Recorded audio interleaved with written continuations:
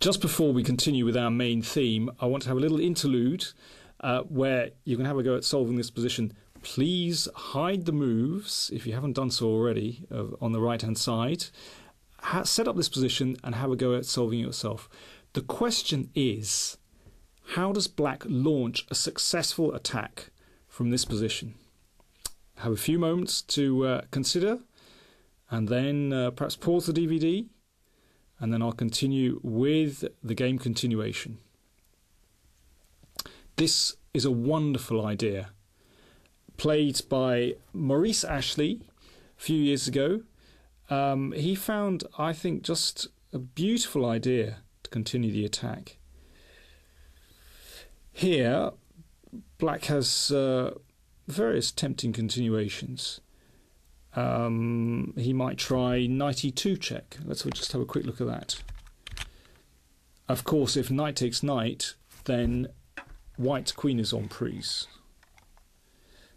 So white must play king h1, and then we can exchange queens.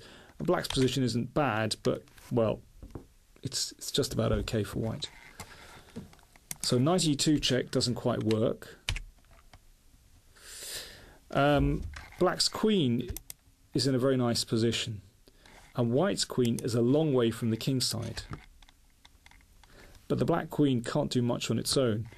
But Maurice found a very nice way to start an attack. Absolutely beautiful, very original as well. He played g5. What has that got to do with the price of tea in China, you might say?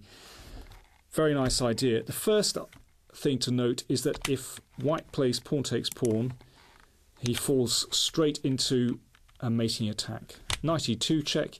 If the knight is taken, of course, then queen takes queen is winning. So back we go. The king goes in the corner. And do you remember this classic idea from our mating patterns DVD? I hope so. Queen takes pawn, and rook h6 is going to be mate. Notice the pawn on g5 masks an attack from the bishop on c1. So that's one point of moving the g5, this mysterious pawn move. So if we just go back, whoops, a few moves to g5, white cannot play pawn takes pawn. Now let's see further points of the move g5. So white continued rook e1 and rook takes pawn. Now the other idea of g5 is to make way for the rook to swing across to the king side on the h file to attack. The bishop comes out, attacking the pawn on h2, and if the pawn comes up to g3, then we've got this knight coming into f3.